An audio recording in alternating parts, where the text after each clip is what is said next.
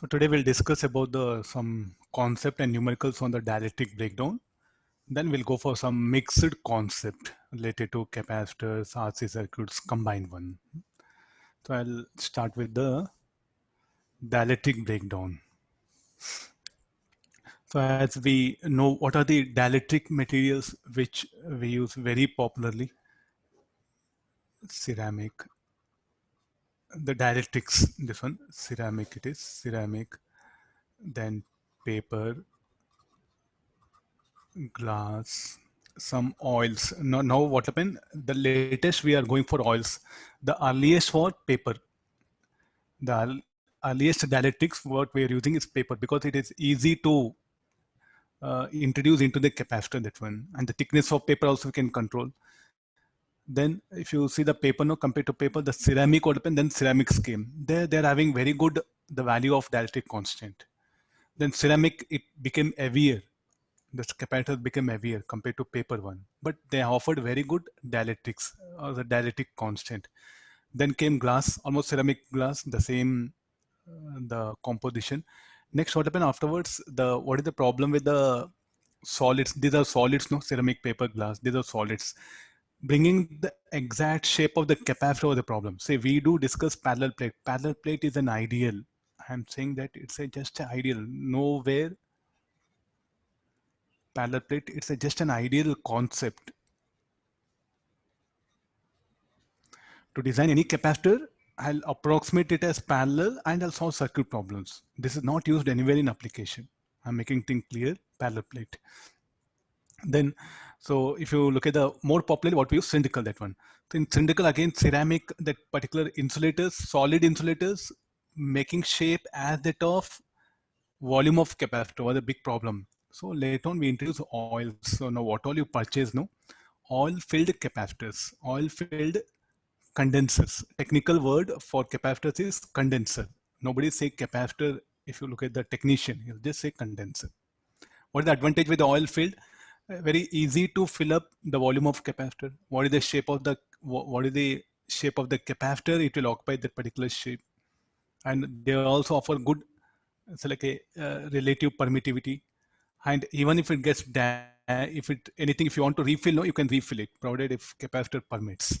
So that's why the oil-filled capacitors are more popularly used than other thing. That one almost you can say from past 20 years we are going for oil-filled capacitors.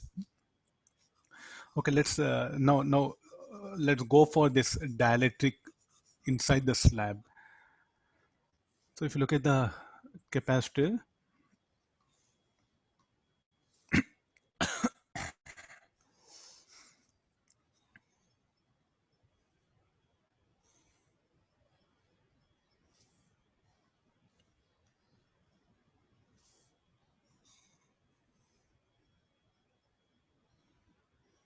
so this is a dielectric slab.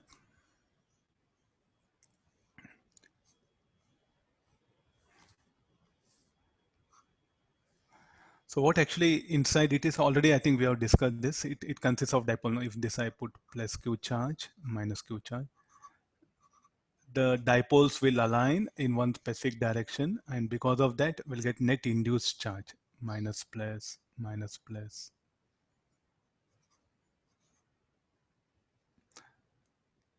They may ask you simple diagram based questions of like this. If a dielectric slab is introduced between the plates, how the dipoles inside that? So the net here will get minus Qi plus Qi, and this is slab. Then I'll keep on increase the charge on the capacitor. So there are three fields are there, no? One E naught, then induced field, then E naught by K. What is E naught by K? Is the resultant field. So you look at one dipole. One dipole is nothing but one atom it is. This is one dipole. So the electrostatic force E naught by K, it will exert a force on the positive charge, it will exert a force like this. On the negative charge, this is the electrostatic force here. On the negative charge, the force will be in this direction. And what about the molecular force? The molecular force will be acting. So let me show with the other color. So there's the molecular force called Fm. I'll keep on increase charge Q. So we know as Q increases, E naught will increase, and Fe depends on what? F equal to the charge of the dipole. Let me call Q. The charge of atom, charge of nucleus, and charge of revolving particles. So they should be equal to QE. As I increase the charge Q, as Q increases, E naught will increase. E naught by K also will increase.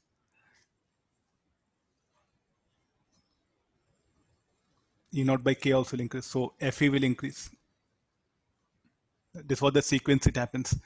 So at one particular instant, if Fe greater than Fm,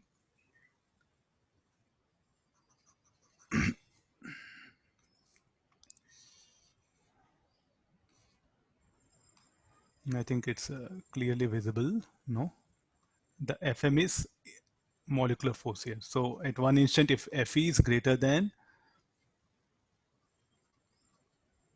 if Fe greater than Fm, what will happen to the particular atom? The revolving electrons, what happen? They'll become free from the atom, and we'll get some sort of like a flood of electrons, large number of electrons, and these electrons, now these electrons are binded. So you look at this negative charge, it's nothing but the net negative charge, net revolving charge of particles. The total electrons, the charge we show minus q, that one. In fact, these dipoles are not fixed here. I think you should go back to the modern atomic structure. What is the state of electrons? Will be revolving. That electrons revolving, and the atom also, and the nucleus also will be revolving. Both the electrons as well as the atom, they'll be revolve about common center. We are just showing one approximate diagram. There's a dipole. And due to thermal agitation, what will happen to this dipole again? This will be vibrating about mean position. This is what overall sequence happens inside. Now as I keep on increase the charge on capacitor, so I give the sequences what will happen. So based on that, now the moment when electrostatic force becomes greater than molecular force, then what happens? These electrons are no longer binded to the nucleus of the atom, and they'll become free. So when Fe greater than this one, so minus Q will become free from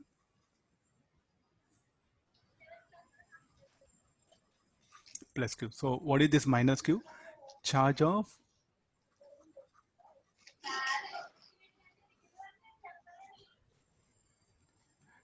revolving electrons.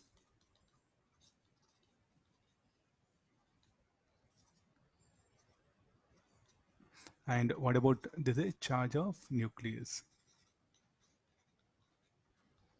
What should happen to these electrons? No, they are available in the slab, no, and there's electric field is also there. So there'll be, shall I say, net displacement of charges will occur, drifting will occur. So and because of that, what happen? There'll be flood of electrons, or there'll be flush of electrons. The large amount of current will flow, and heat will be generated. And what happened to slab? Slab will burn out. That's why whenever you see capacitor, no, as due to high voltage comes. So what actually happens, like if you look at the fan, refrigerator, even in television, the mixer, so almost all which will run on the electric power, capacitor is a some sort of like a protecting element. First what happens, who will get damaged? The capacitor will get damaged. If you look at the fan, cost of fan 2000, condenser at the most best quality 40 rupees. So when high exceeding voltage comes, the charge across capacitor will increase.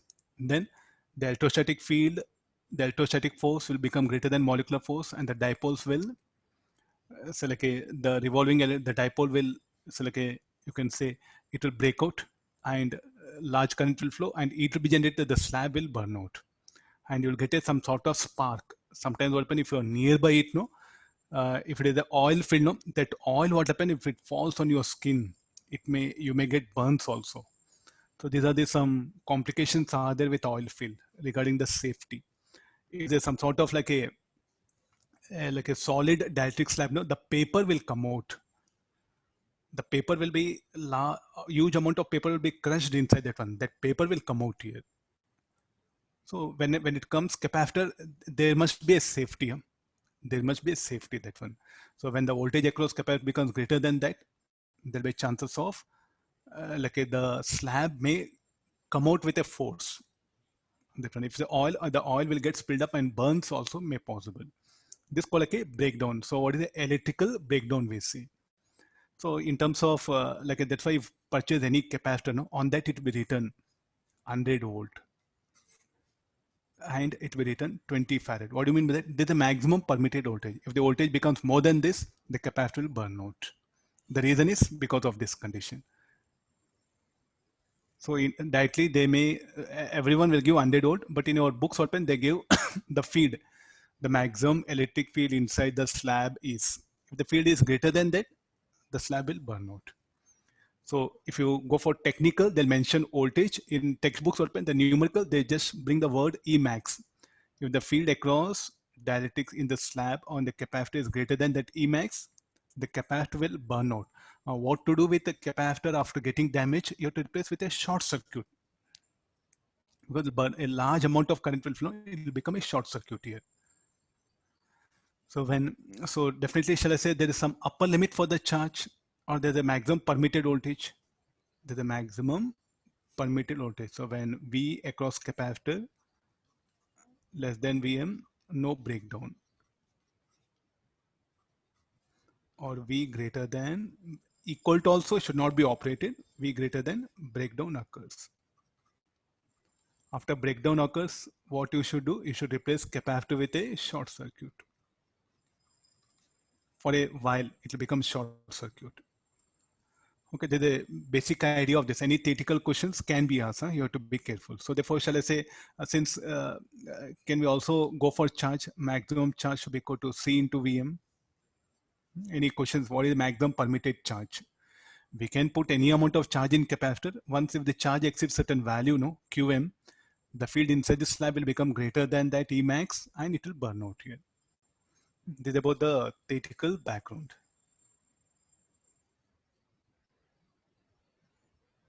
At that instant, short circuit.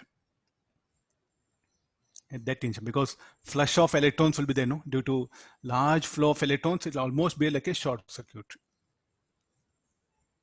This is approximated, not exact, approximated. In numericals, you can just put like a one wire. Okay, let's take some. There are two capacitors. Capacitors are there.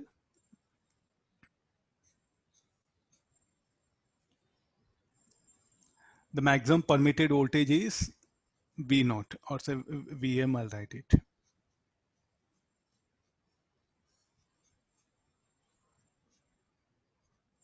For both, the maximum permitted voltage is Vm.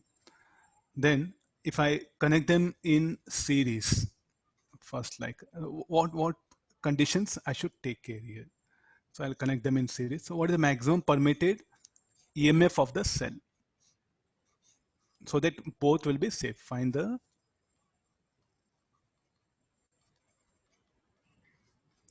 value of E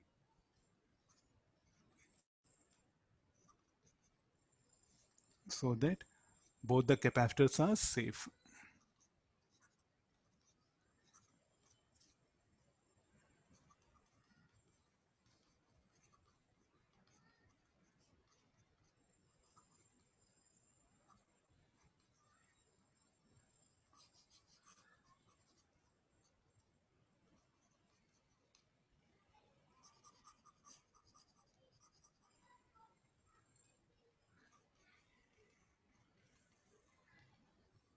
I'm starting with a small idea.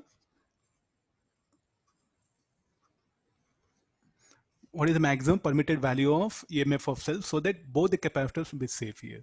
Okay, we do one thing, just nothing is there. So just assume that 2 Vm we have applied. What is EMF equal to 2 Vm? Let's see that. There's a thing. So first, I'm first case.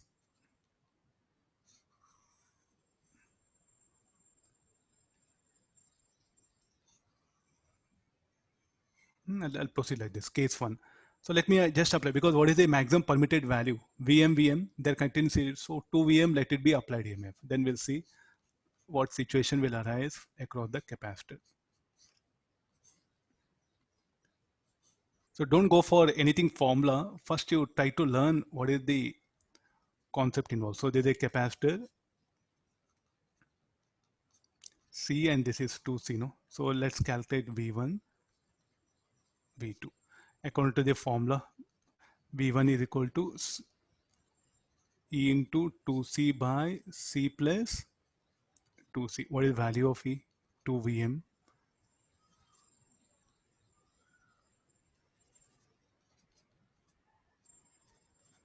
4Vm by 3. Look at the V1 greater than Vm. No? So what will happen to the capacitor will burn out.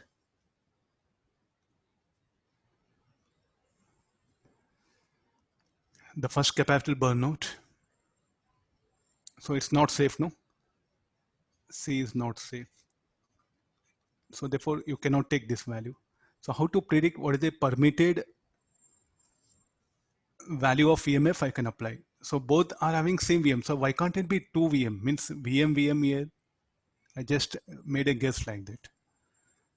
Was there's a natural way of thinking, no? What is the maximum permitted value of voltage across both the capacitors? We just say VM and VM. So let me apply 2 VM so that, but here what happened? The VM was greater than VM and C is not safe. Get this? So next I'll say, I'll do one thing. I'll proceed like this. Let V1 equal to Vm here in one of the capacitor. There's just a mechanism to understand what it is. Then the numericals open, you should take help of this concept, what I'm trying to generate here. I don't know what is the value of E, but I'll start like this. Let V1 equal to Vm. This is a case 2. I'm not sure whether I'm going to get the answer here or not. And I don't know how much it will be V2. Okay, now if this is the charge, will calculate here Q. So what is Q is equal to C into Vm. The same, and what is the maximum permitted charge here? 2C Vm, no? The charge here. Because what is the maximum permitted charge here for this capacitor? CVM. I'm asking you to come back here. What is the maximum permitted charge in this capacitor? CVM. What is the maximum permitted charge in this capacitor? Is 2 CVM. And since they're in series, the same charge will come here. No? The same charge will come and deposit. So if you assume there Q, if you assume here Q, here also will be Q, no? Because they're in series. And look at the charge across second capacitor. I think it's less than its maximum permitted value. You can also think in terms of charge if you're finding difficult. What is the maximum permitted charge in the first capacitor?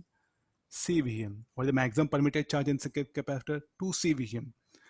So let me assume here maximum charge. Then here what happens? The same charge should come. So look at this Q will be less than 2 CVM. So definitely this is safe. So I'm able to conclude. So let's take the VM. V1 is equal to. So what is V1 is equal to? V1 should be equal to E into 2C by C plus 2C, or this will become 3E by 2 or 2E by 3. So what is E is equal to now? And V1 equal to how much we assumed it? Equal to Vm.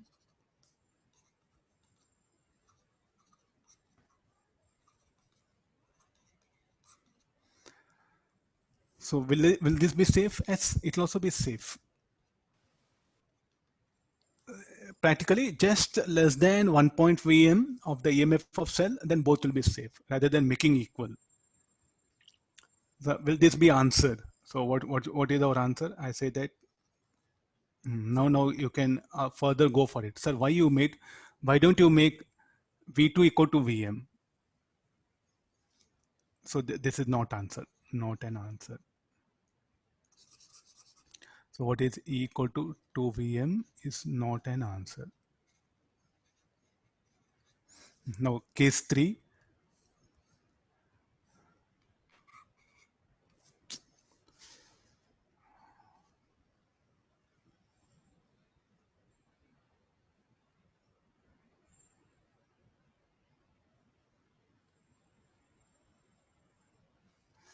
Come for case 3. In the case 3 it will be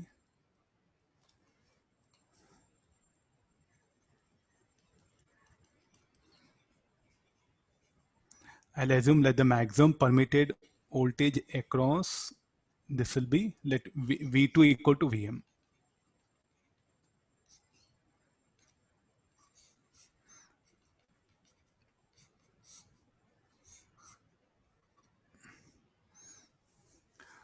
So what will be the charge? No, so this will be Q, charge minus Q.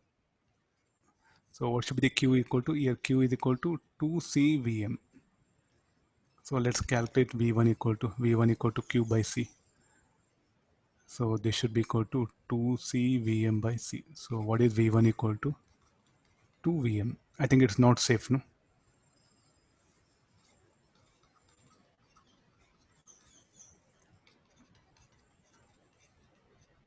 So therefore, what should be your answer? This should be the answer, final. Getting this one? So like this, what happened? What is the possible applied EMF? That like this you have to determine. So it's a very simplified way of thinking. So if you're getting confusion with the voltage, no, directly go for charge concept, or directly assume the maximum permitted voltage across that capacitor and carry on the problem.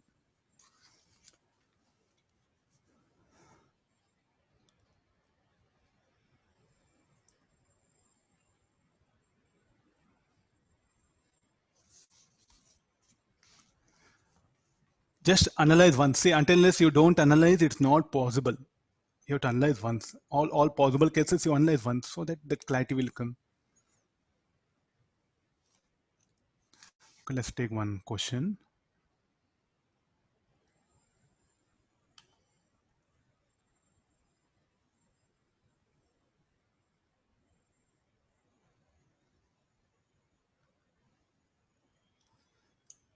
I'll give one circuit. So there are two capacitors are there.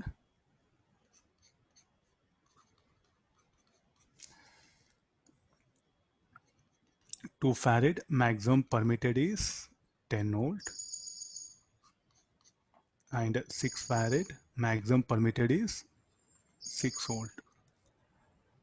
All the capacitors need to have same maximum voltage. Then I'll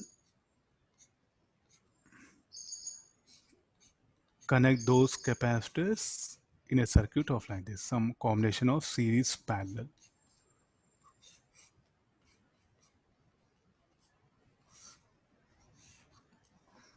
So this is 4F, 4F, 2F, and let this be 2F.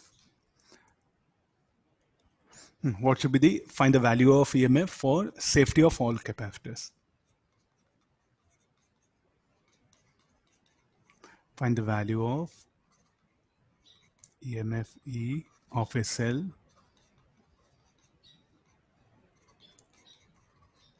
so that all capacitors are safe.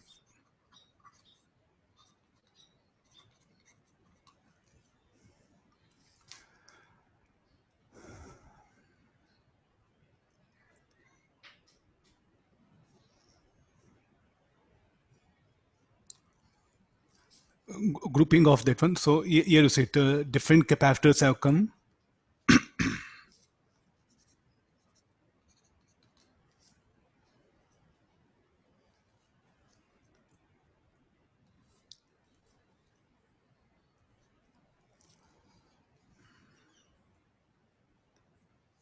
Sir, where is 6 farad, sir? 6 farad capacitor. Oh, this is, sorry, this is 4. Some make it 2 and 4. That symbol I didn't write properly.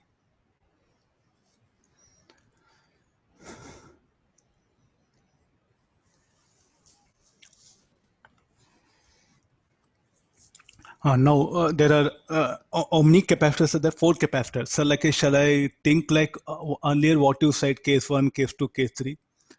First, the maximum voltage across this. Again, see, like in exam, okay, when you are learning, okay, but in exam, you should get that in minimum time, no? That's it. So, sir, first case, I'll assume here, maximum permitted voltage is 10 volt. This is 10 volt, then I'll work out all. Then next again, I'll check out Then again, I'll do one thing. I'll assume here 6 volt, then I'll solve the problem. Then again here I'll assume 10 volt, I'll solve problem. Then again I'll assume here 6 volt, I'll solve the problem. Among all that, which is maximum value, I'll take the answer. 4 times, can you solve problem? So we should definitely, what we should do, we should really analyze before getting into solving the numerical. Means before writing any equations only, we are supposed to analyze here. So take help of the charge concept. So what is the maximum permitted charge across 2 farad? 20 coulombs. What is the maximum permitted charge across 4 farad? 24 coulombs.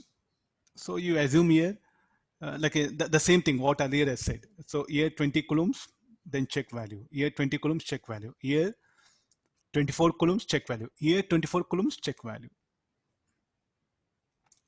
So let's assume that here 24. See, I suggest you don't write any equation. You better look at the diagram and analyze.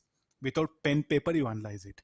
So here if it is 24 coulombs, let's assume that 24 coulomb, because what is the maximum permitted? I'll write it nearby.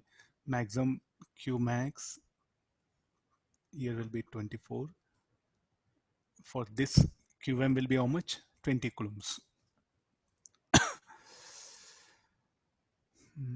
Some different symbol will use. QB, QA.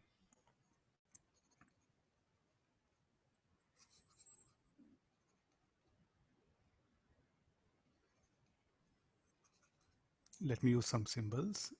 QB minus QB. So what is the maximum? There is a maximum permitted charge, 20 coulombs. So it's, I think it's very easy, here if it is, say, let's say 24 coulombs, they are in series, 24 coulombs. If a 24 coulomb comes, what will happen to this 2 farad? Breakdown will occur. I think here 24 coulombs totally ruled out, no? So, okay, sir, I'll assume here 20. Here 20, this will be safe. The same 20 should come there in series. So here 20, this will be safe. 20 has come. Then calculate the drop. Then this need not be 20. You have to calculate the drop here. So how much here? 10 and 16. So how much will be 16 volt? The 16 volt will drop here. Then definitely charge here will be more than that. So definitely this will not be safe. So here if you assume 20 coulomb, this will be safe, this will not be safe. And definitely the charge of these two will get added up. These two will not be safe. Getting this one? So totally ruled out, no? Here assuming 24 coulombs, here 20 coulombs, circuit will not, or these two capacitors will not be safe. Now, these two are ruled out, no? Now come for this. Here you assume 20 coulombs. If this is 20 coulomb, what is the drop here? 10 volt. And that will be shared by these two. Calculate charge here now. And the sum of these two charges should go here. So you have to check, will this be safe? Got the idea? So here let's assume 20 coulombs charge. So 10 volt. 10 volt, it will be 4 into 10 by 6. 6.6 will come here. 12 coulombs will come. Charge here will be 12 coulombs. So here 12 plus 20, 26. That 26 should come here. So this will not be safe. So here what pen? If you assume here 6 volt, so breakdown will occur here. If you assume here 10 volt, breakdown will occur here. If you assume here 10 volt, breakdown will occur here. So these three are ruled out, no? So what is the only thing left over? This is thing. So here you assume now 24 coulombs. Or the drop here, let it be 6 volt.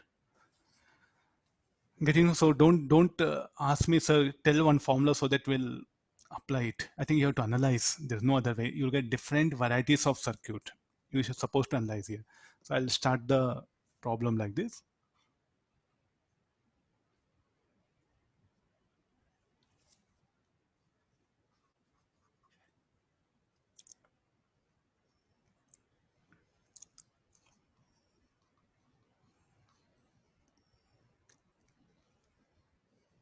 $13.2 volt. I'll check it calculation because randomly I assume some values. I'll check it. So the circuit will be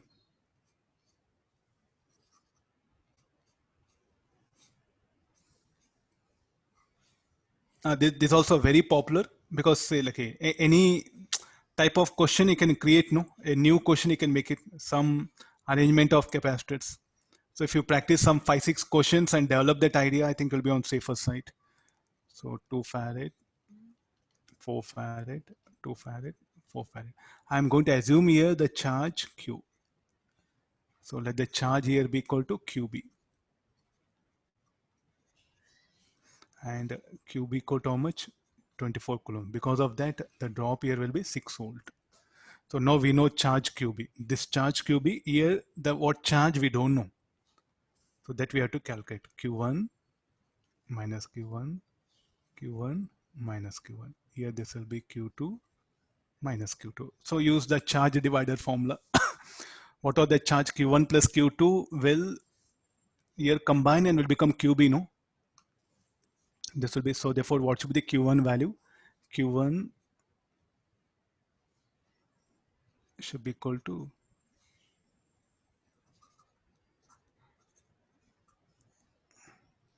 QB into capacitance of the branch. This will be 2. Yeah, okay, we'll go for charge divider. What is the effective capacitance? This will be 4 by 3. Or I'll write it 2 into 4 by 2 plus 4 by 2 plus 2 into 4 by 2 plus 4. Now, what is this equation? Charge divider formula. If you know charge in the main branch, so what is the charge in the sub branches? Charge in the branch 1. Charge in the branch 1. This should be equal to main branch charge QB into capacitance of that branch by sum of capacitance of the branches. These two are in series. Effective will be 8 by 6, 4 by 3. Or anyway, I'm writing this one here. Solving this, we'll get the Q1. And after getting Q1, you have to check it. Is it safe? Because the Q1 should be less than QA.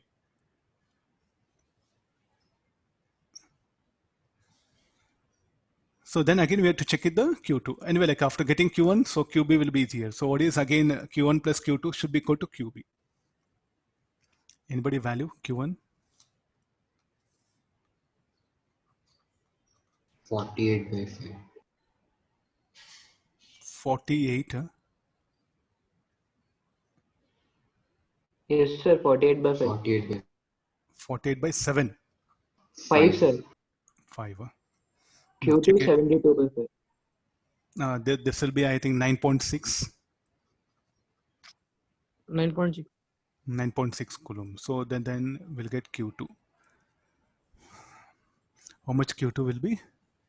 72 by 14.4. Check it Q1. Q1 is less than QA less than QB. Q2 is less than QA. So therefore, what is all the capacitors? All are safe, no? Okay, now you write loop equation and calculate the value of E. So for that, what we should do? Plus E minus Q1 by 2 minus Q1 by 4 minus QB by 4 equal to 0. Substitute all the values Q1, QB, then you'll get the required EMF. Some 13.2, somebody, Shrikar, am I right? I'll check somebody has given value. 13.2. 13.2, sir. 13.2, okay, yeah, thank you. So this is 13.2. This is our answer. So you just try to work out some series parallel group of that one, 2, 3 capacitors. I'll give a few problems. You can work out them. This is one idea. I'm just sharing it now.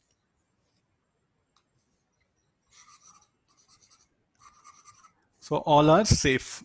So just put tick mark. So if you see the engineer's chart now, you'll just put tick mark, and somewhere you'll put cross mark, means not safe for this particular values.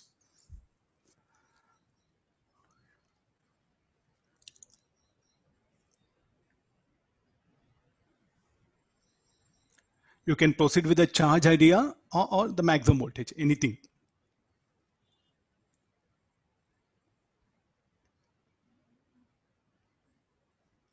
No. We'll take some different set of capacitive system. Okay, read the question.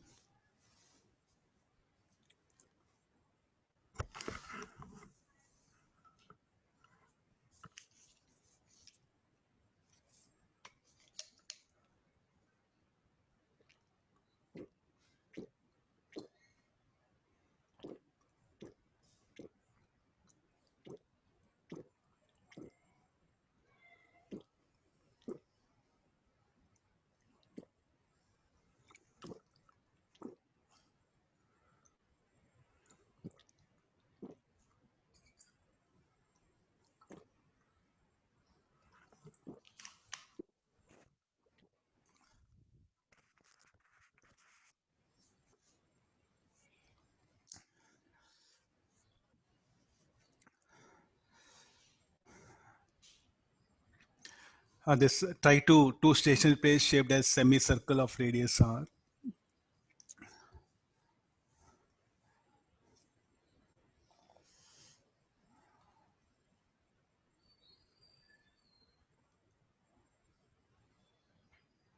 I'll try to give some better diagram.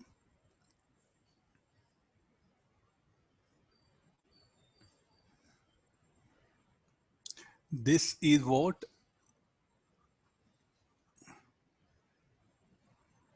the gap between them is filled up by a dielectric slab.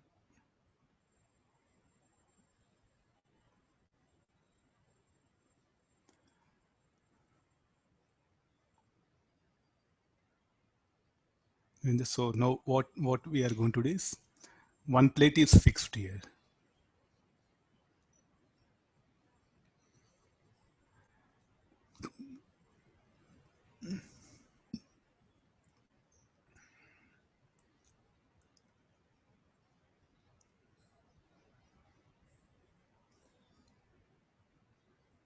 Three-dimensional, very difficult to show, no?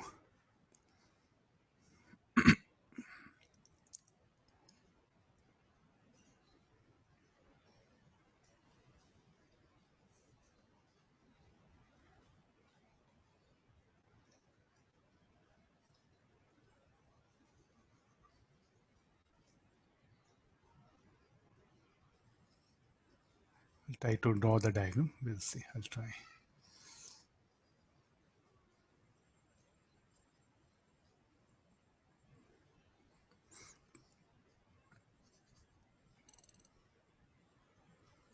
So this will be the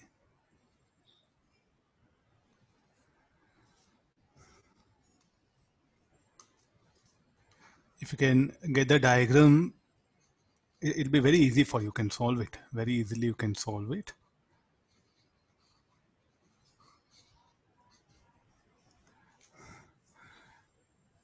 This will be the situation. So now this is that point to what he has given.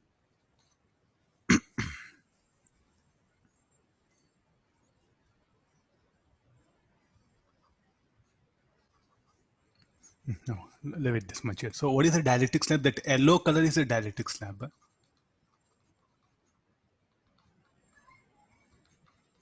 Two plates are there. So this is what? The plate. And the other side will be the plate.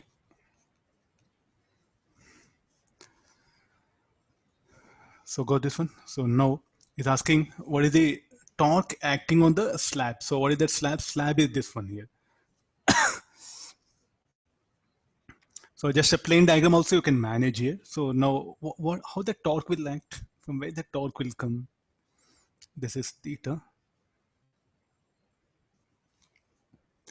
Theta or any other angle.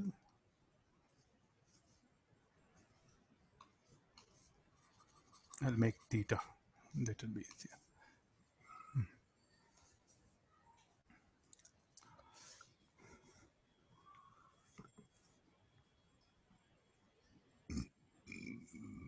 Find the magnitude of moment of forces relative to the axis so acting on the mobile plate in the position shown in the figure. So the dielectric slab, what it is being done?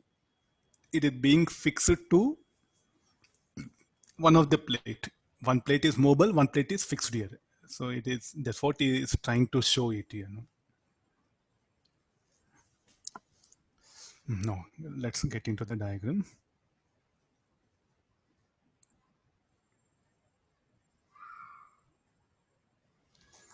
So I'll just make problem very simple. So there are two situations are there. So this yellow color one, I'll make it a dielectric slab.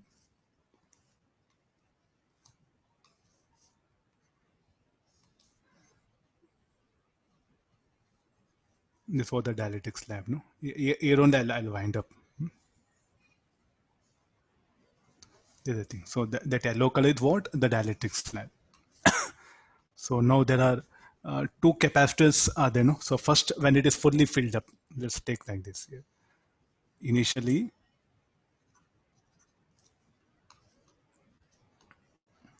if you are able to get the diagram, it's very easy. So there's a thing, and that the dielectric slab is here. Initially, it is fully inside. Let R be the radius. What is the capacitance of that will be? And the separation between the plates is D. This is what that D. No much information is there. So you make out all this one, and this is what that axis about which it's going to rotate. So fine. Okay, let's come further. What is the capacitance of this? Let me write C naught. What is C naught? Epsilon R. Yeah, we'll take the relative epsilon naught. So pi r square area, pi r square by 2, no?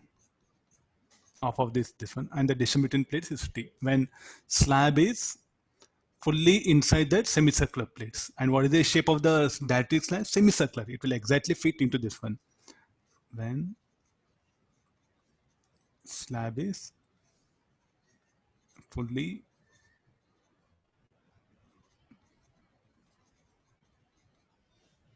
between the plates. Okay, there's a thing, that one. So now look at this. There's the air part, no? There's air, and there's a part of dielectric slab. Break up into three parts. Part of dielectric slab. This is air. There is no slab here. So what about here? Slab, part of slab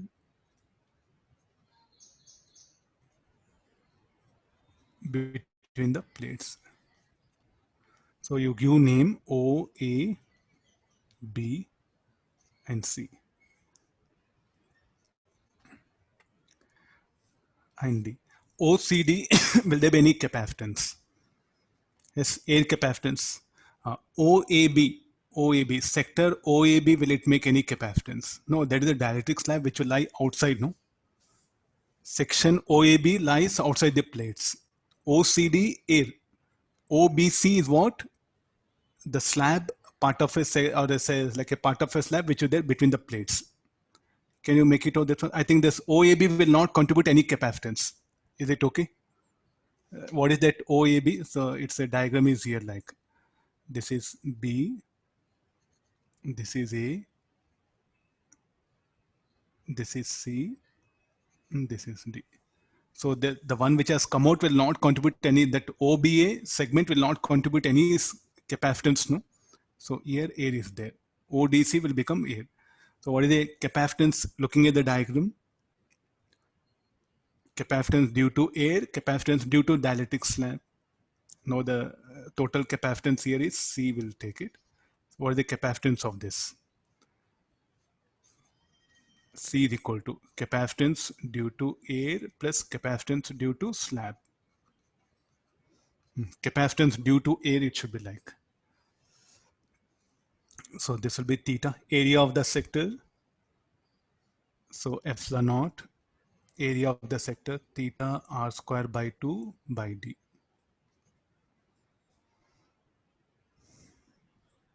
Then what about this particular area? How much remaining area we have to take it? CD is what? That particular thing, everything that will be. So shall we go for pi minus theta? This angle will be how much? Pi minus theta. So this will be epsilon naught, epsilon r, pi minus theta r square by 2 by d. That's the capacitance due to the slab. Rest all mathematics. Initially, these equations, generating these equations is what the concept.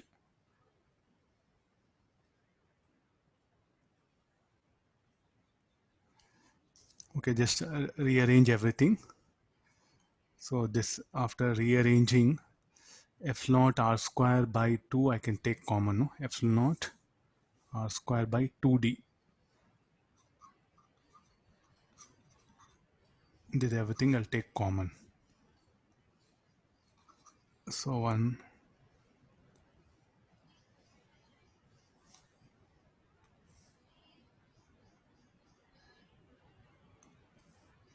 epsilon naught for C area is there, no? Epsilon naught is there, no? Okay, fine.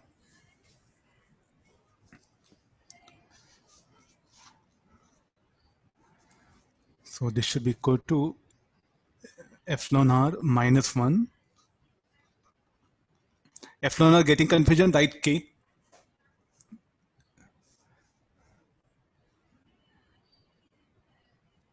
Theta will come. Yeah, theta plus epsilon naught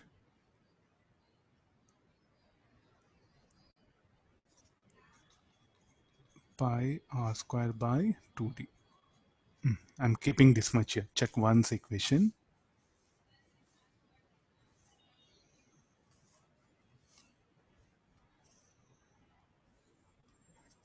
Okay, this is the capacitance of the system. So what was the earlier capacitance? So I'll subtract these two I'll subtract here. F naught pi r square 2d. So that will help you. So before that, let me go for it. Is there any external agent on its own will not come? No, the external agent will rotate the slab. He's asking find the magnitude of moment of forces related to axis. So acting on the movable plate in the position shown in the figure. From this initial position, from this position to bring it to this open, the external agent should rotate that one of the plate. See what actually happening? One of the plate is fixed. The other plate, the dielectric slab is attached to it. The external agent should rotate. So it should work done by external agent. So it should be like this. Huh? The external agent should apply torque here. Okay, got this one. Sir, It should do work. in capacitance, it should be 1 minus ER, 1 minus ER. No. This one, here. This, yeah. Yeah, fine. Okay, look at this. So the external agent should rotate, no? So therefore, he's applying a torque. So what is the question? I was like, find the like a torque exerted by the capacitor on the dielectric slab. First of all, why do it return back again? Why do it return back? Like similar to slab placed between the plates. So when you keep it here, what will happen? The capacitor will suck the slab into the plates. So from where this torque will come? So this, shall I say torque, this torque is due to electrostatic forces.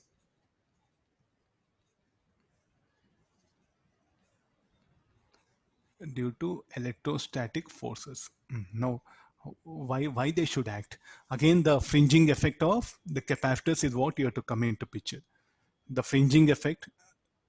So here, if I show that fringing effect, it will be if there's a plates, no.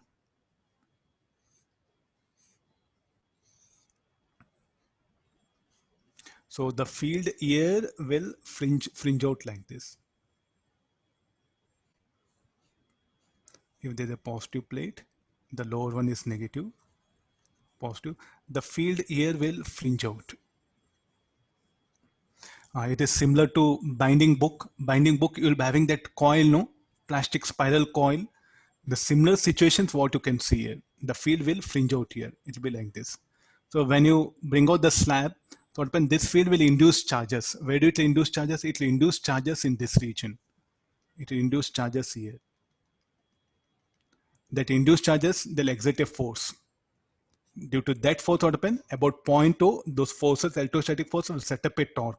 And that torque is what is asking.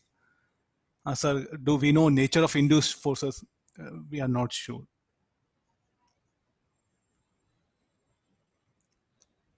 It's not sure. It will be non-uniform also. So therefore, how to, since we don't know, sir, like a induced charge, the distribution, so we can't find out force. So we don't know force. So no question of torque. Okay, there's a thing about one way of thinking about the induced charge here. So let's talk about the energy. Through energy, can we find out the torque? Yes, we can manage here. So let's calculate the delta U. So initial energy of the circuit, how much it is, because I'm applying a potential difference. A potential difference V is applied here, no?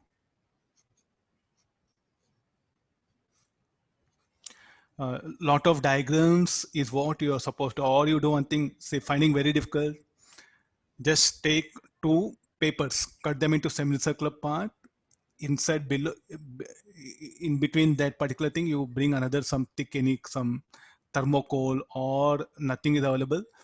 You can go for some notebook, old notebook, cut that into semicircular part. That's what the system is, what we are discussing. Fine. So this is about the fringing field, you write it here. This is a field fringes out. Fringes out means will not be confined only to the semicircular region, will just spill out. Okay, let's come for this one. Next again. So what is the initial potential U naught or UI is equal to C naught V square by 2, which is equal to epsilon R, epsilon naught pi R square 2D V square. What about the final potential G? So directly I should write equation equal to this much here.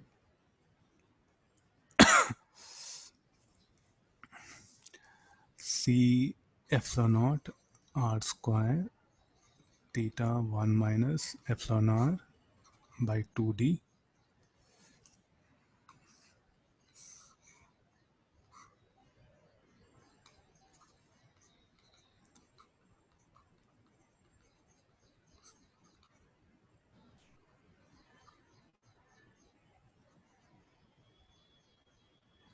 multiplied by V square is there. No? I'll push it down. Let it right here. This is whole bracket. Sir, U initial by 4 will also come, sir. I'll write it here. Okay, this is about the initial final potential energy. Why I'm bringing this again? See, in this case, it's having energy. Exchange agent will first should rotate the dielectric slab, no? The plate with the one of the plate will rotate. For that, he should do work. So work done by him now is available as increase in potential of system here. So therefore, work done by exchange agent in rotating the slab. Work done by external agent in rotating the slab only. I'll write it because the slab is attached to one of the plate. Let me write only slab here is equal to delta U. That should be equal to UF minus UI.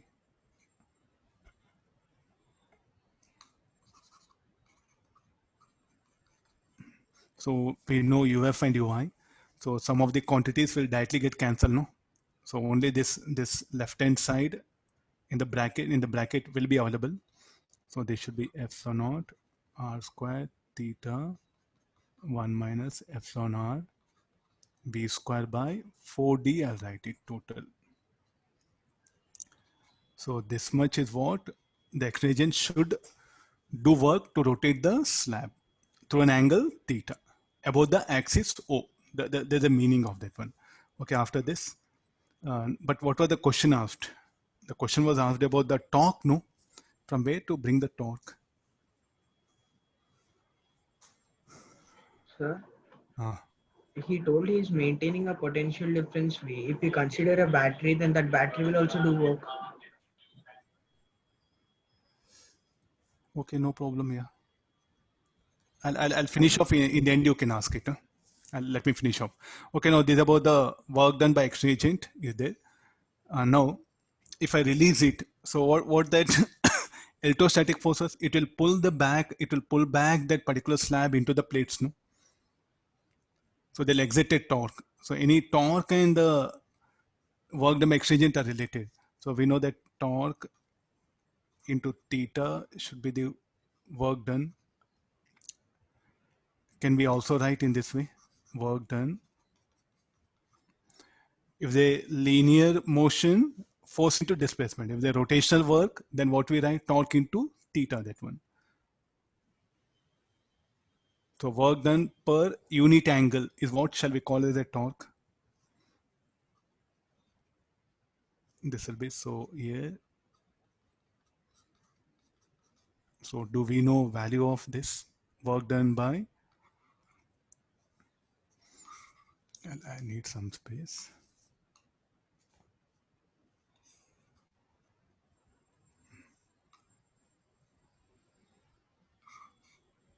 Come from this one.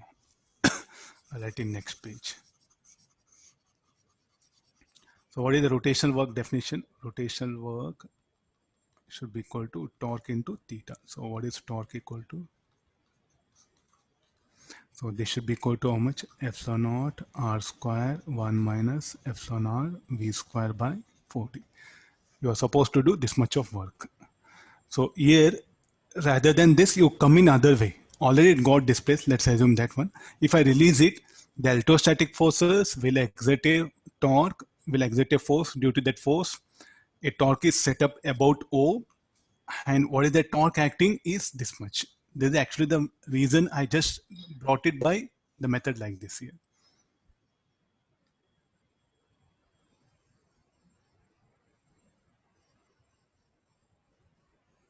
Same, the idea of the slab in the capacitor is what we are just introducing here. So can you remember, like there we brought expression for the force, no? Here the expression for torque. See, this torque is independent of theta. You displace through angle 30 degree, 40 degree and release it, no? The same torque will act here. So shall I put that one? Torque is, this tau is independent of, this is what? About O, independent of theta.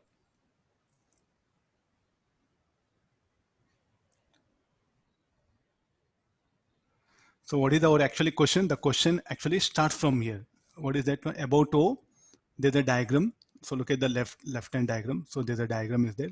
So what is the torque acting on it? We just shown the explanation like this here.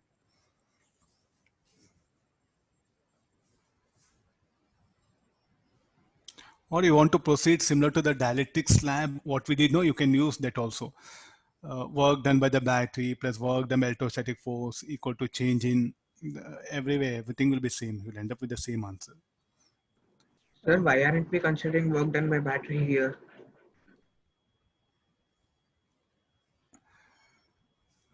See, like here, I started like, see, what is the question here? In this position, it's there, the slab is there in this position, then we'll switch on the circuit. Then he's asked, what is the torque acting on the slab?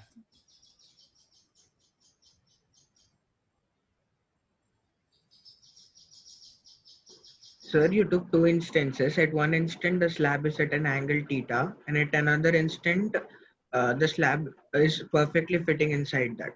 So the time taken by it, like the moment from where it goes back to that theta equal to 0 state, the external agent, the device what we are using to maintain that potential difference V, it will also perform some work. See here again, say the method is just see like the method is like a work done by the battery should be equal to increase in kinetic energy of slab plus increase in potential G of the capacitor. The similar method you can apply here also. You'll get the same answer. I'm not telling that, sir. I did that method. I got the same answer. I'm not complaining about the answer. But in this procedure, at some point, we have to consider the work done due to battery. Yeah, I'm just interested only to get that torque. That's why I brought this method. I'm telling this one. The battery, I'm not saying battery will not do work here. I never said that battery will not do work. You applied that this thing, sir. The change in energy is equal to work done. work See, energy theorem you applied, sir. But in this always work, always work done by exchange agent is equal to change in potential across the capacitor. This is one basic formula which I took and I brought it here. yes, sir, I'm telling that work, what the external agent will do, it will also include some of the work which is done by the battery. See, I am just using the idea work done by exchange agent equal to mod of delta U across capacitor. Like this also we can bring it, no? Or okay, no. Next one.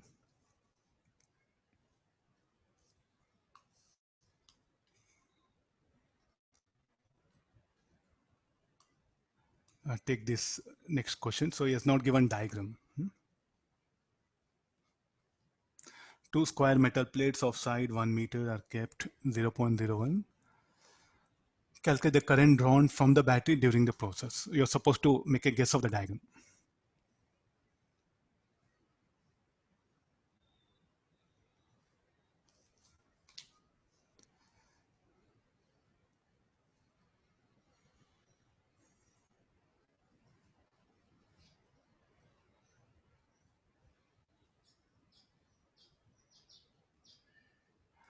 This is the one plate. This is another plate. So it's telling it is again two plates are there. It's telling it is there immersed in a tank which is filled by a oil. So there's a tank is there.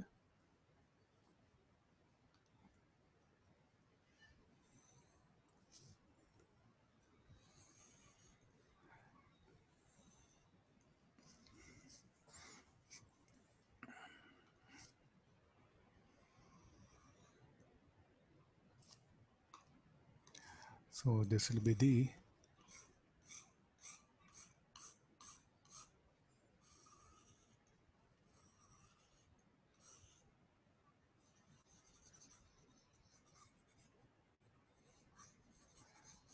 oil filled tank. So the blue color is what? The oil. Just simple if you can get again the diagram, basic diagram, no, you can manage. Now the what the plates, the plates which are immersed, what happen?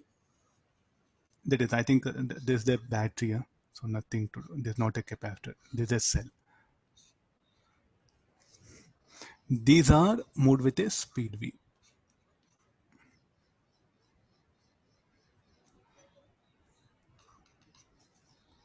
Calculate the current drawn from the battery during the process. So EMF of the battery 500 volt. Dielectric constant is of oil here given 11. These are plates. This is another plate. So are you seeing any two capacitors? As there's a air capacitor, there's a oil capacitor, and they are in parallel, no? So the total effective capacitance should be oil. So C of air should be equal to epsilon naught L into, let X be the displacement. Let X be the length here. So L into L minus X by D. Then this will be K epsilon naught Lx D. This is the capacitance. So if you add up, if you further, you can simplify this, we'll get the total capacitance. So now it's asking to get the expression for current. How do we can bring expression for current? So we know charge here. In general, charge, this shall we write C into V?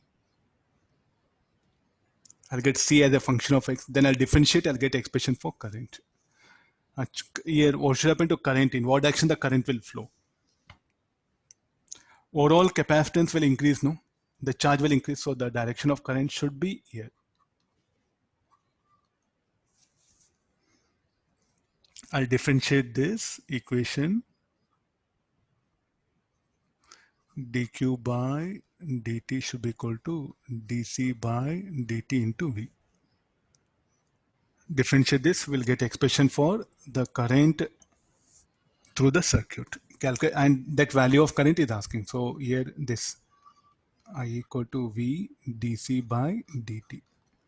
Differentiating this, F naught L by d dx by dt plus k F naught L d dx by dt.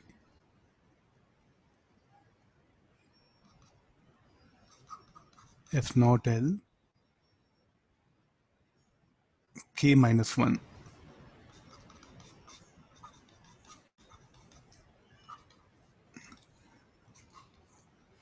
F naught L d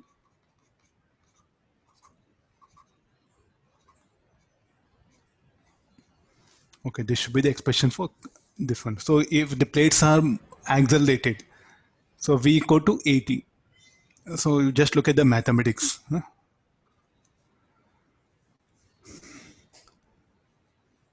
So different types of questions can be asked here. So you have to be very careful about this one.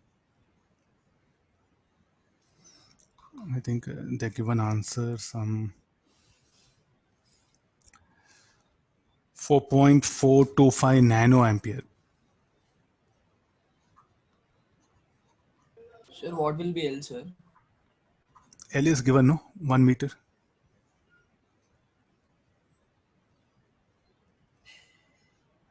Look at the current, nanoampere, no? If you increase speed, even if you make it say 10 meter, at the most it may increase by of that one. So definitely the what current we get is of very small order.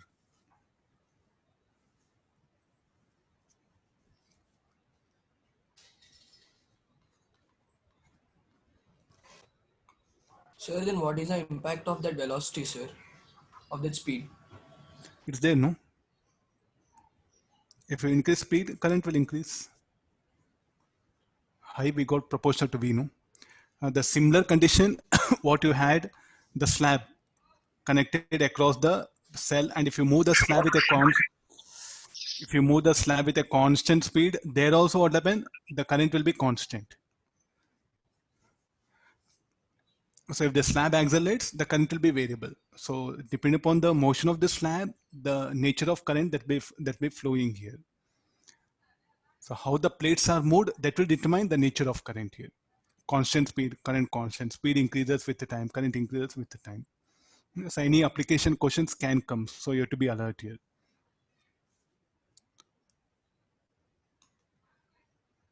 No, so this call like a next. Take this question, next one.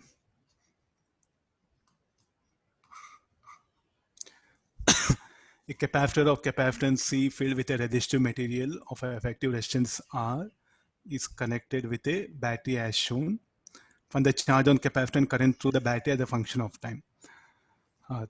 So we have some idea called like a leaky capacitor.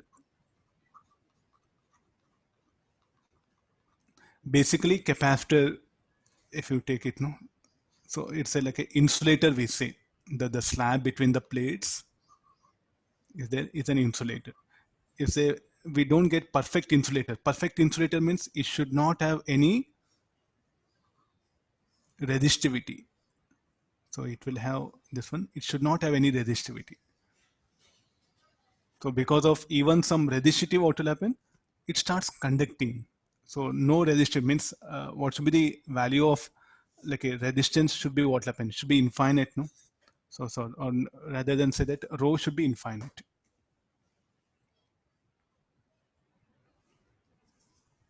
Then only R infinity means it will become open circuit. So what should be the type of dielectric slabs I should prefer to fill up between the plates? You should have high value of epsilon R and high value of rho. If R becomes infinity, it will not conduct that one. But practically what will happen? We don't get infinite resistivity. So therefore what will happen is the slab will also have some resistance. So what is the effective circuit? The effective circuit will be capacitance C and the resistance. This is what R. This is a practical. Even the plates will also offer resistance. Are you getting no? The plates also will offer resistance. So let's not bother that. Let's focus on the slab. What is this R now? resistance of slab. If an ideal capacitor is take, you charge it and leave it. Even after 1 day, 1 week, 1 month, 1 year, the charge will be there like that only. But if you take the practical capacitor, you deposit charge. Tell me, according to the circuit, what will happen?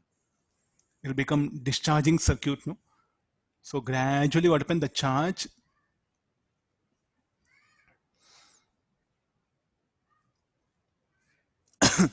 the resistance you are going to measure across the plates, no? It should not be in series, it will come in parallel only here.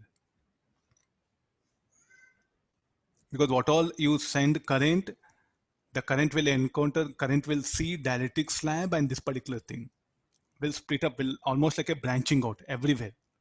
So therefore it must be brought parallel here. Now look at this resistance of slab now. So if you charge a capacitor and keep it on table, leave it here.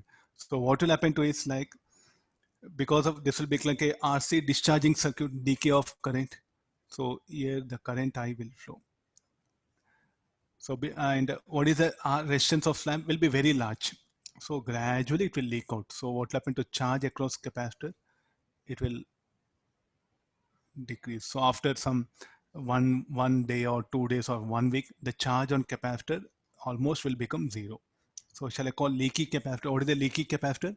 The slab will have some resistance. The slab between the plates will have some resistance. We can't get ideal slab. It will be there, that one. Ideal means this R will be smaller, will be infinity. Practically it will have some value. It will have some high value like a mega ohm, 10 mega ohm. 10 mega ohm also not something you can say like a not small, very large. But because of the 10 mega ohm also, there will be flow of current. So usually if you measure the resistance of capacitor, no, will not show infinity. It will show 40 mega ohm, 50 mega ohm. So practically what are the values? This will come of order 50 mega ohm. So as high as possible, then the capacity is said to be good. So leaky capacitor, these are called as, these are again not good for like an engineer. The engineer want this smaller to be infinity. Smaller is not infinite internal resistance of a cell. It's ideal, let's take, so that you'll not get confused here. This R is what will be here. This R will be here. So it's called like a idea of leaky capacitor. They may say like a capacitor is charged, then it's having some resistivity. Then find the time taken for the whole charge to vanish here. So he's asking the concept of like this. Now what we should do here? There's a thing. So where all capacitor there, you should bring capacitor and one resistance in parallel with this, and you have to work out.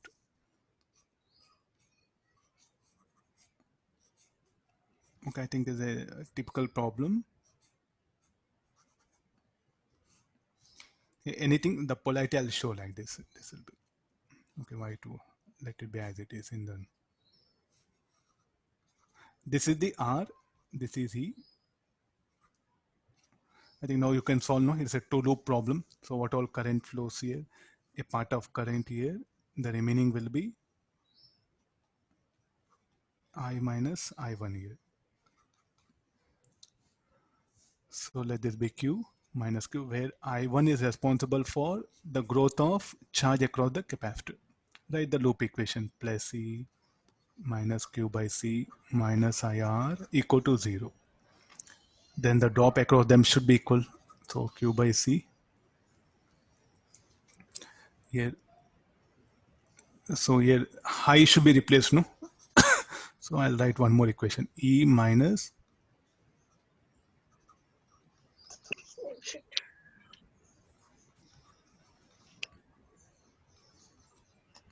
so replacing I will be E plus I1R should be equal to I into R plus R. It is like a earlier what we did some like a more than one loop, no? The similar method what you can bring it here. Sir, plus IR and plus I minus I1 into R, sir. E no, oh, this is the cell, no? towards right. Plus C. Mhm. Current is like this, no?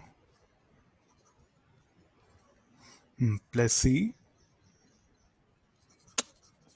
the EMF of the, I'll change the direction of currents. This will be.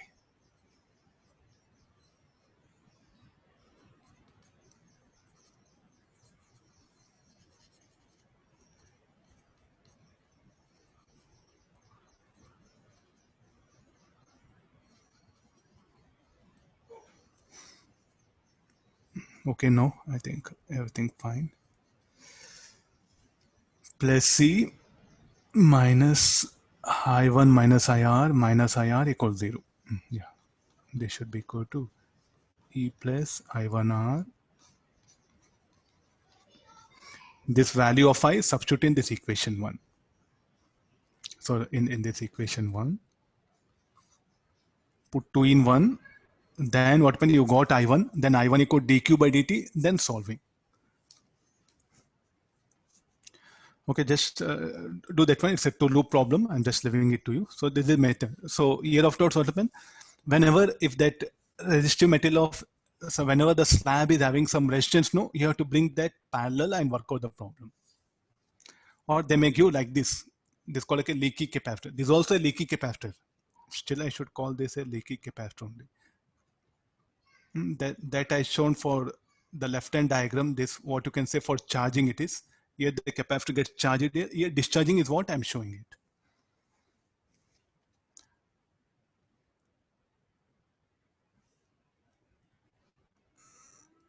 Let's discuss some. Yeah. Now, this is the very important problem. Everyone should conclude this problem like because we learned electrostatics. The idea of electrostatics is what there. Here we are trying to explain it very systematically using this problem. The same thing available even in Pathfinder. Only thing is some values I changed it so that you can understand easily. The same Pathfinder, you can directly attempt Pathfinder. That's almost the same expressions will come. What we have, two concentric conductions. This is the basics of electrostatics. Electrostatics induction.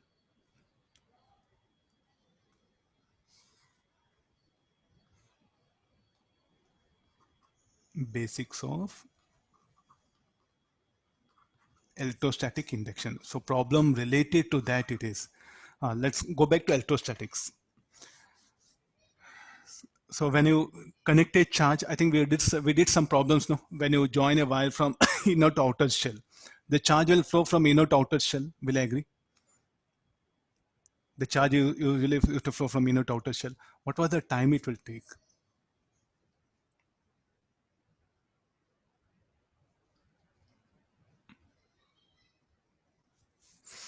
What was the time it will take?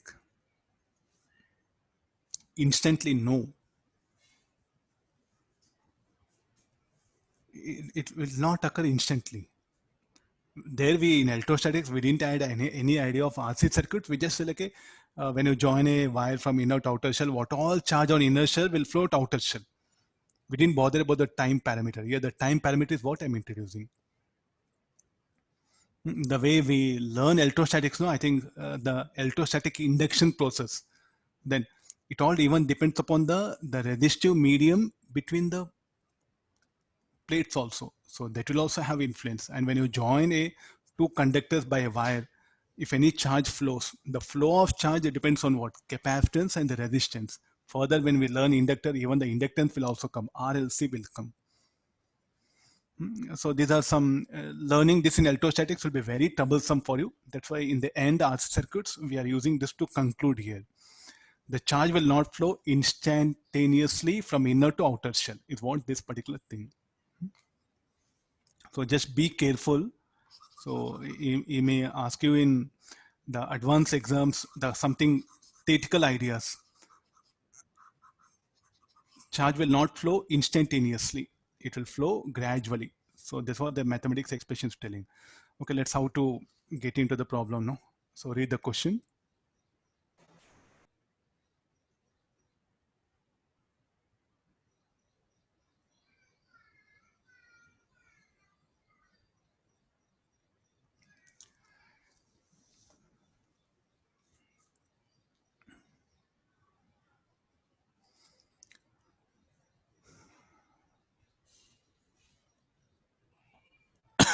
So initially the situation is like this. This is 1.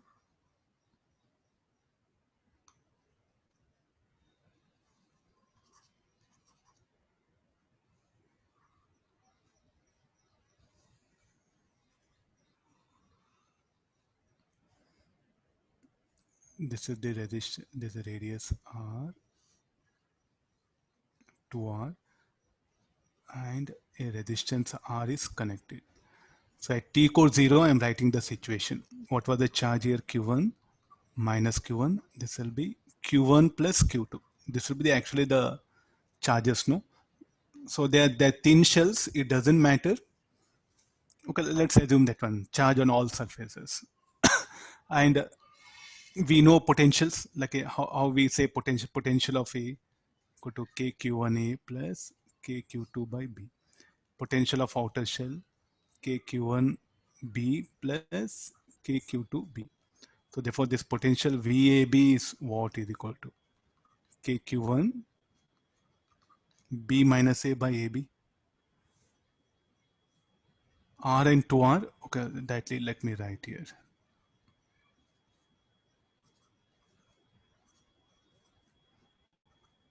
This will be 2R minus R.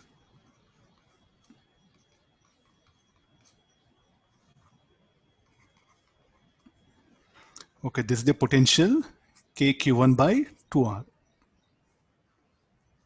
No, VA greater than VB. So what will be the charge? Okay, the charge will flow from inner to outer shell. This is the thing. So now, but what is the question asked here? Find the current passing through the switch. Is asking to get that current. So finally, after some time, what will be the situation?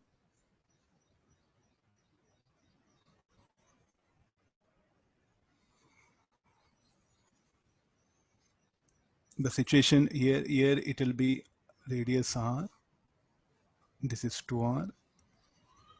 This is thing. So the charge here, let it be Q. The charge here will be minus Q, and amount of charge here will be Q2 plus Q.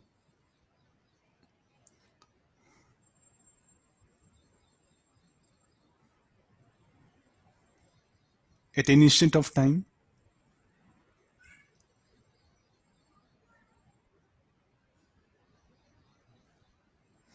okay, fine. So this is R. So he's asking to get that current I. So current I, I'll show it. So this current I, this is at any time t. I think now you are into the problem. With a shell A, B. How to?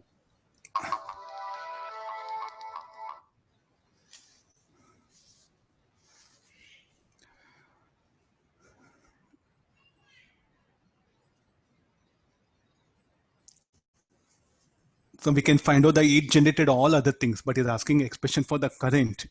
So what I do is I'll just make things very simple. So where the plate A is connected. So is there any capacitance between A and B? Yes, there's a capacitance between A and B, and also there's a capacitance from B to C. From B to infinity also, there are 2 capacitors are there. But where the resistor is connected, the resistor is connected across A and B only. So therefore, this will be the circuit R.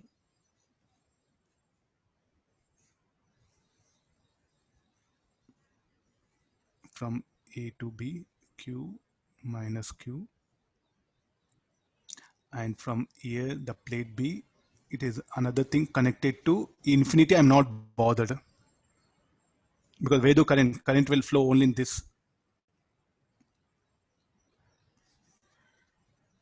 Is that okay? So this is the overall circuit here. And this is the Sir, capacitance. can you So repeat how did you draw that? there's a capacitance between A and B, and B and infinity also. Surface B and infinity. But where the resistor is connected between A and B. So I think I should draw the suitable diagram like this.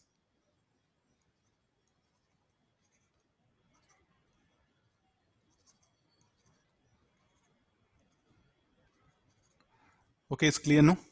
This will be, and the charge will flow from inner shell to outer shell through the resistor R. And there is no need of this one, CB infinity.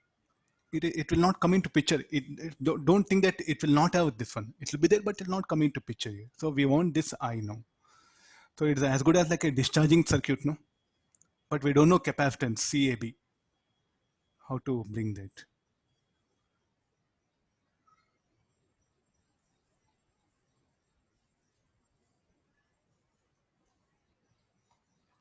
How to bring the capacitance CAB? Q by VAB. No, this one. Physical dimension. CAB is nothing but 4 equal by to epsilon naught 2r minus r by 2r into r. So already you know that if two concentric shells, what is the capacitance? So 4 pi epsilon naught 2r minus r by 2r into r. I think it is reverse. Reverse 2r into AB, F4 pi epsilon naught AB by B minus A. Yeah.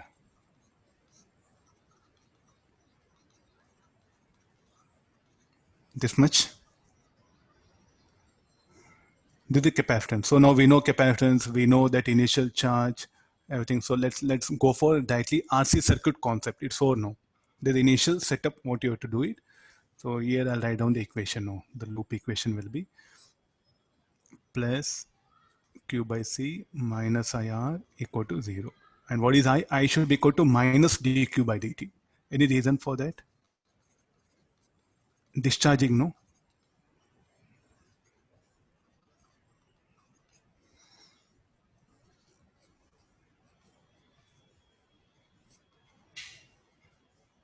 I'll write one more step. So I equal to minus dQ by dt.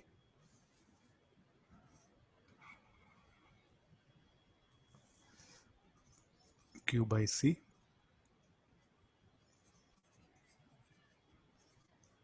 So directly, I think I can write expression. Okay, we have to put limits now here. What should be the limit? Minus dt by RC.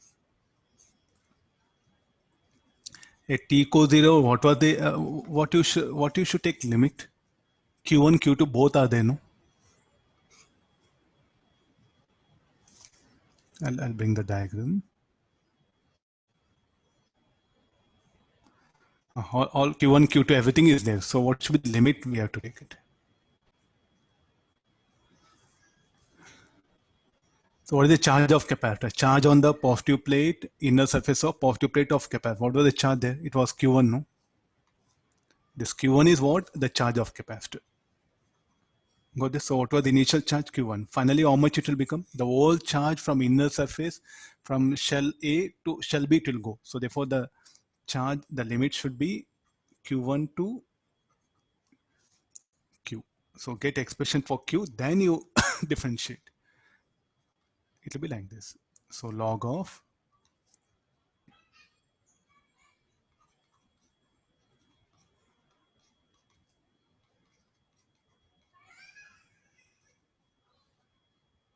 Q is equal to Q1 e to power of minus T by RC. This you differentiate, you'll get the expression for current. And in place of R is given, C what happened, you should write this equation. So the I is equal to dq by dt. So let me differentiate this. Dq by dt equal to Q1 by RC.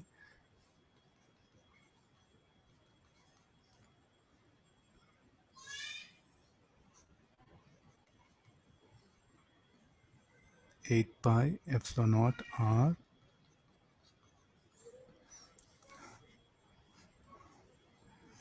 this is the expression for current. Just be careful. So the in the Van de Graaff generator, the charge will not flow instantaneously. I think you look at the experiment. It's there in the. It come in lab actually. So when we discuss the experiments, no, there we'll discuss in detail that one. But there's the basic picture.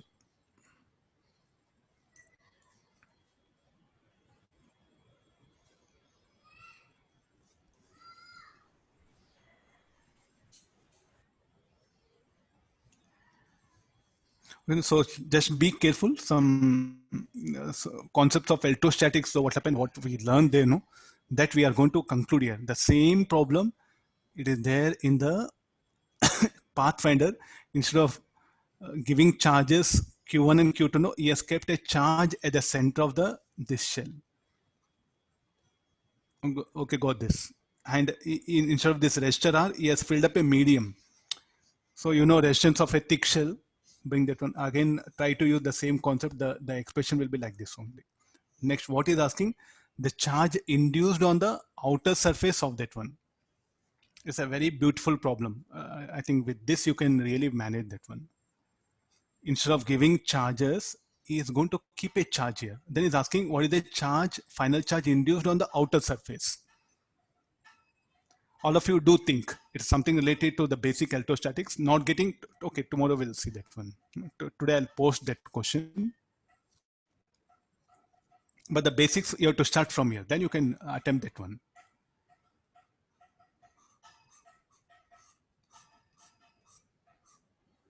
One more. There's a parallel plate capacitor. Now we have both spherical as well as parallel plate capacitor.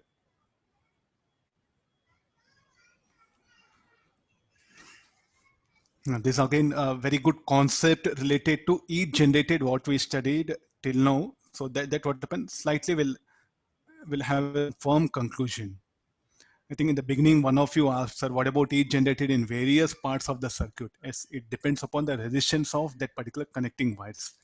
The problem is related to that particular condition only. All of you read the question.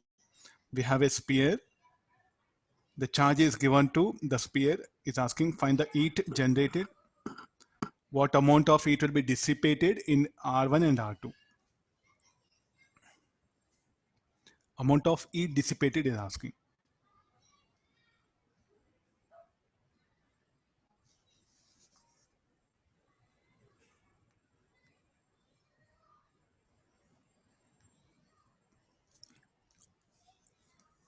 So the overall circuit.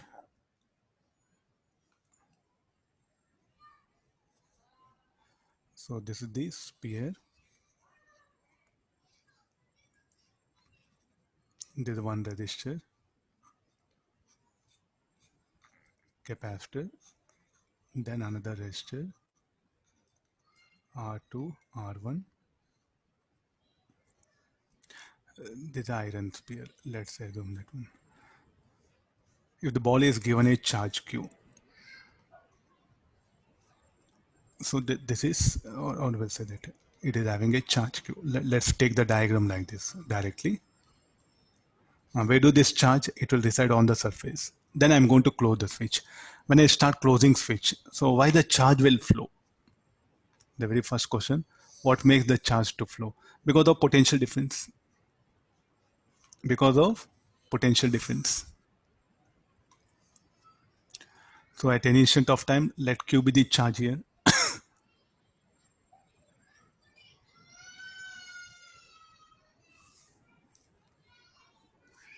or at any instant of time, let the charge here be Q1.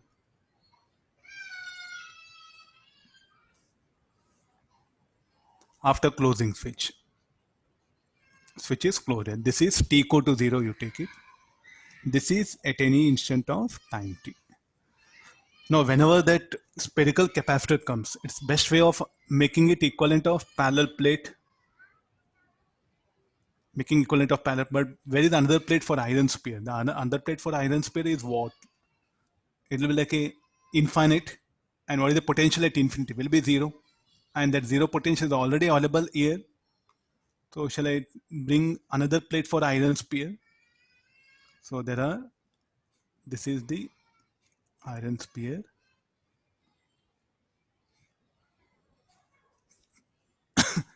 This is the easiest way of working out the problems related to capacitors of any shape comes. So you can bring this method.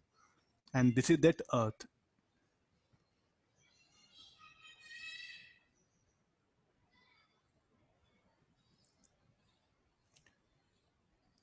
Here it will come. I think this is the resistor.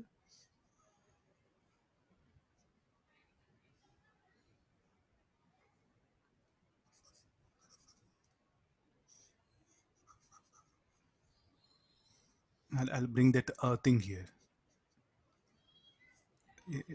Okay, this is the capacitance C1. This is C2, charge Q1 minus Q1, Q2 minus Q2. This is that sphere. Okay, fine, I think no problem. And what is the capacitance? C1 equal to 4 pi F naught R, the capacitance. And C2 is what C already given. Now, what is our question that is asked? Is asking the heat generated in these two resistors. So shall I put, since the same current will flow, the same current I will flow. So therefore the heat generated will be same. The same current will flow. So heat generated will be same. Show that current I. So that will be easy for you that because of current flowing there will be heat generated. So he's asking that H1, H2 heat total heat generated again. Total heat dissipated. So what I do is I'll go for the capacitor concept here. So the charge here, what was the charge Q? Charge must be conserved, no? So Q equal to Q1 plus Q2. This is the one thing. Then they are in parallel. So Q1 by C1 equal to Q2 by C2. So I'll get expression for Q equal to Q2 will be Q1 C2 by C1. So therefore what is Q1 is equal to Q1 will be QC1 by C1 plus C2.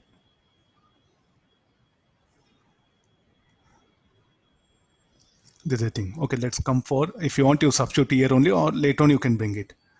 Let me also bring Q2. So what should be the Q2 no? Q2 will be QC, C2 is C no? QC1, C1 plus C. So Q2 is equal to QC2 by C1 plus C2. So QC by C1 plus C. These are the charge at any time t. Let's take into the consideration of this one. Finally, what will happen? After long, finally you take this particular circle. Finally, what will happen? Will there be any charge left over in the capacitors? Sir, how did you write Q1 by C1 equal to Q2 by C2?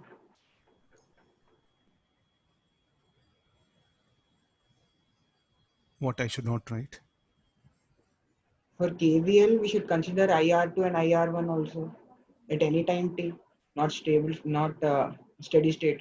Okay, I'll in the end I'll conclude it. Yeah, in the end I'll conclude it. Okay. Just have patience. Okay, this is about this one. Now, shall we say that is asking the what amount of heat will be dissipated in R1, R2? Is asking. So now, finally, what when charge in capacitors will be zero or non-zero? This is the first question we have to ask ourselves.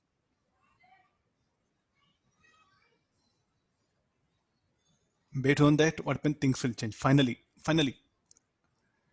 what amount of it will be dissipated means after I'll close switch, immediately charges will not settle here. It take time because of R1, R2 capacitance there. No, it's like a charging. This capacitor C1 will charge capacitor C2 through the resistors connecting resistors R1, R2. So instantly the charge capacitor C2 will get a charge. The answer is no. So it should also vary with the time. So at any instant of time, I'm showing these circles. Finally, what will happen? Finally what happen? Like a no more the potential drop across this capacitor should be equal to this, and there won't be any flow of current. So here shall I go to the problem rather than at any time t, shall I enter into after this initial,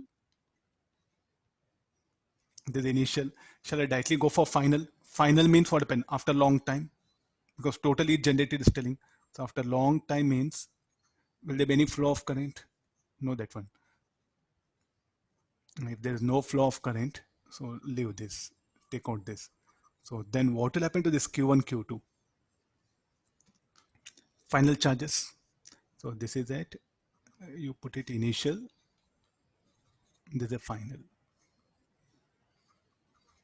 So don't take a risk of going for at any time t. Got it idea? So you can do this. It will stretch your problem. We can conclude in very simple way by taking help of energy concept here. This will be final. Okay, what are the final charges? Yes, I know in terms of Q. Let's do one thing. Is there any heat generated? Yes, I'll take help of the basics of capacitor. Initial energy is equal to final energy of system plus heat. Is there any cell which does work? Nothing. Is there any action agent who was doing work? Nothing. Nobody is there. This one. So what is the initial energy of circuit? Q square by 2C1 or C1 you write it. This should be Q1 square by 2C1. Q2 square by 2C2 plus heat generated. Okay, now one more trouble. What is that? Is asking find the heat dissipated in individual resistors. How much across R1? How much across R2? What is H? H is total heat generated in the circuit. In the circuit means in R1, R2. But he asked individual. So how to do that? How much each resistor will take this amount of heat? Look at how these resistors are. I think I should get you back to again the diagram which I wrote. How the current, is it same current passing through them? The current I is same, no? So are they series or parallel? They are series. So whenever two resistors are in series, what about the ratio of power dissipated? Go back to the series parallel. Go back to series parallel. So what is the ratio of power? P1 by P2 should be equal to R1 by R2. Can you remember? I just wrote that equation. So therefore, here the ratio of power dissipated should be equal to the ratio of rest. P1 by P2 should be equal to R1 by R2. What is the power? H1 into time. Because across the resistors for the same interval of time, the current will flow here. So therefore, directly the heat generated, I can write equation P1 by P2. We know from series in current density from here. From there, I brought this idea from the current density. And what is P1? H1 into delta T. What is P2? H2 into delta T. Right, R1, R2. So further this, and what is H equal to? What all the total heat is what? So finally, H1 by H2 equal to R1 by R2. And what is H is equal to? Total heat generated in circuit. That should be equal to what? H1 plus H2.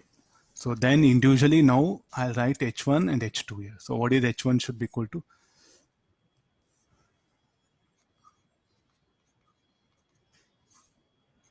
H2 should be equal to H1 R2 by R1. H1 equal to HR by R1 plus R2. Similarly, so straight away I can write it.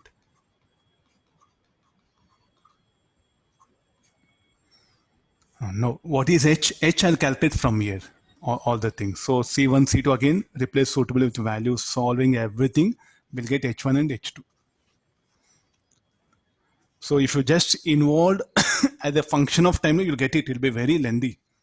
All that integration, everything. So that straight away, since he asked energy, no, so take help of the energy concept directly. But so this is the thing. So now I'll give the values. Is there in Pathfinder? I think I don't have answers here.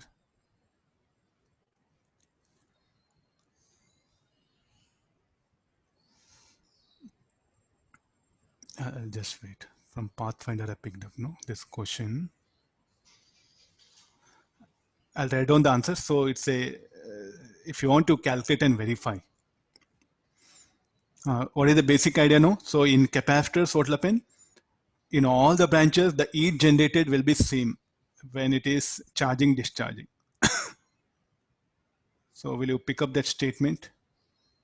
Need not know, it all depends upon the branch resistance or the resistance of the connecting wires that will determine how much of it will be generated here. It's not that it should be equal in all the branches. It all depends upon the resistance of the branches and how much of current flows through that. I'll write down the final answers. You cross verify it. Can be asked in advance because not something very R1C Q square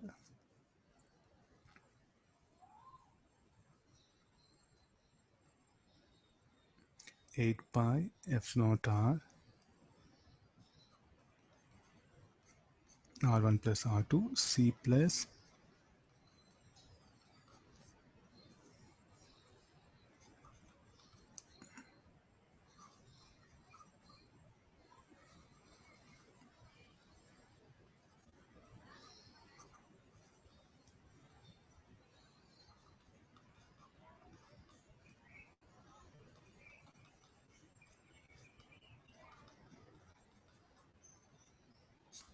okay, these are the final answers. Just simplify it, you'll end up with this answer. Now, what is the conclusion we have to make it? In a charging discharging circuits, so the heat generated in the different branches of the connecting wires. So what is that R? What is actually R? R is the resistance of connecting wires here. Nobody will introduce intentionally. So, so what about the heat generated in this part and this part will not be equal. The heat generated will not be equal. It all depends upon how much resistance of this connecting wire and this connecting wire. Okay, just we are seeing the practical thing about the charging of capacitors. So will it charge immediately again here? One charged capacitor connected to another uncharged capacitor. Will it charge immediately? The answer is no. It will take time. Again, similar to RC circuit only. Okay, again in the Van de Graaff generator, when you join a wire from inner to outer shell, will charge will flow immediately? The answer is no. It all depends upon the resistance of connecting wires. So really, how fast the capacitor C2 will charge, it depends upon the resistance of these wires. So they may test you with all these ideas. A charged capacitor connected to another uncharged capacitor, the resistance of connecting wires is not negligible. Then the uncharged capacitor will charge immediately. The answer is no.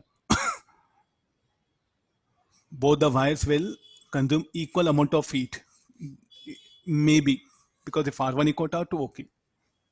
So they can ask you anything, all this one. So these are part of syllabus. In our books, we just confined only to ideal. They may ask you practical things also. Since we have a lab syllabus also, no? So definitely a student must have noticed. All these are part of syllabus.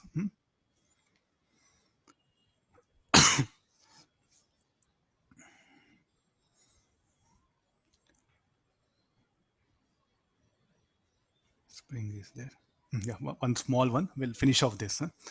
Here, so basically read the question once. It's something related to thermal expansion in capacitors.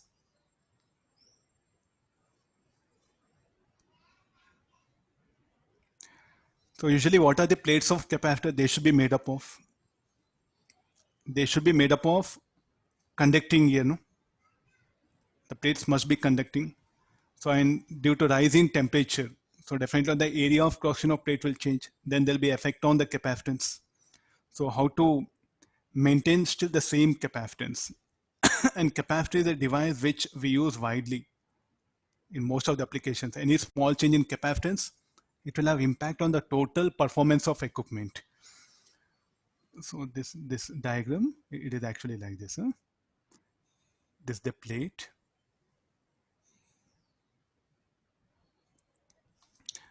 Try to work out more some mixed concept problems also. These are the leads. They have shown some curve like this. Don't get confused. This is that spacer.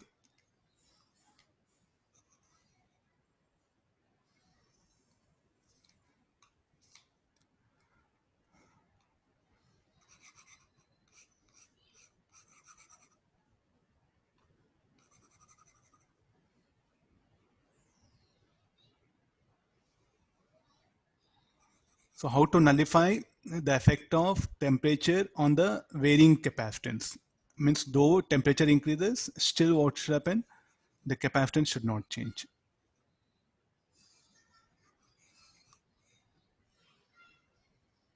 Shall we take insulating plates? So this is alpha 1, this is alpha 2. This is having area of cross section A.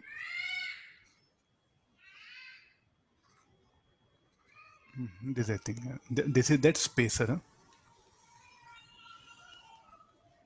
This is a plate, this is a plate. Okay, now I think you are able to get an exact picture.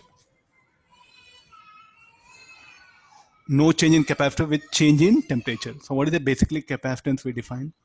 F naught A by D. D what happen? I'll maintain fixed here.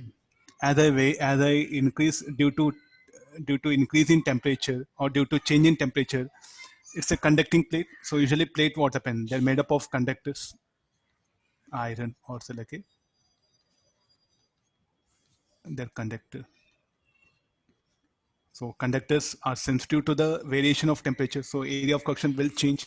So then there'll be impact on the capacitance. The capacitance, if temperature increases, area of cohesion of plate will increase. Proportionally, capacitance will increase. But this should be constant. So what I should do now here? Area of cohesion anyway is going to change. Proportionally will change the D.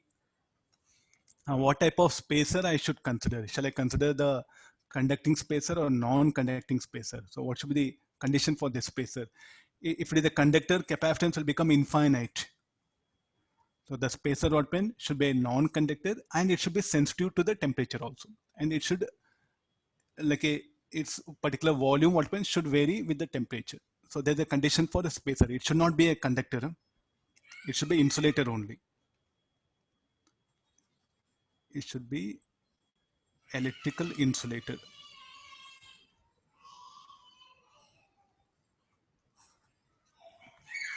I'll write it. So condition for spacer, it should be electrical insulator and good conductor of heat.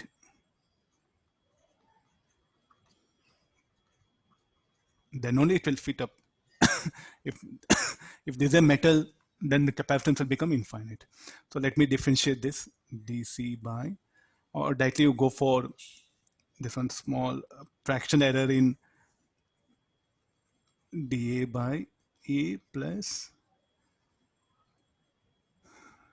or say so go for delta, D again symbol, delta C by C should be equal to delta A by A plus delta D by D. What is delta C by C? This should be equal to 0, no? Delta A by A should be equal to beta into delta T. Beta 1 plus delta D by D. It's only length. It's only length, that one. So here minus. So what should be the beta 1 should be equal to alpha 2. So what is beta 1?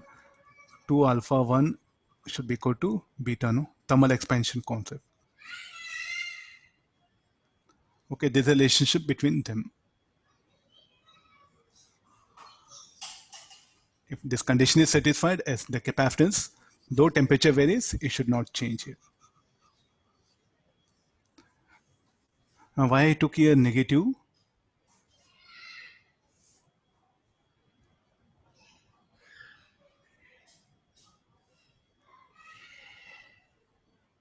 Due to area of cross section, capacitance what happen will increase. Then the increase in capacitance should be nullified, no? So if I increase this proportionally, so that what happened, the change in capacitance should be nullified, no?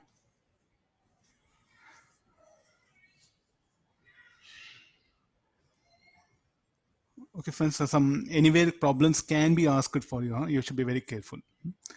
Okay, tomorrow we'll continue remaining. Thank you all of you. Any doubts you can clarify related to today's discussion.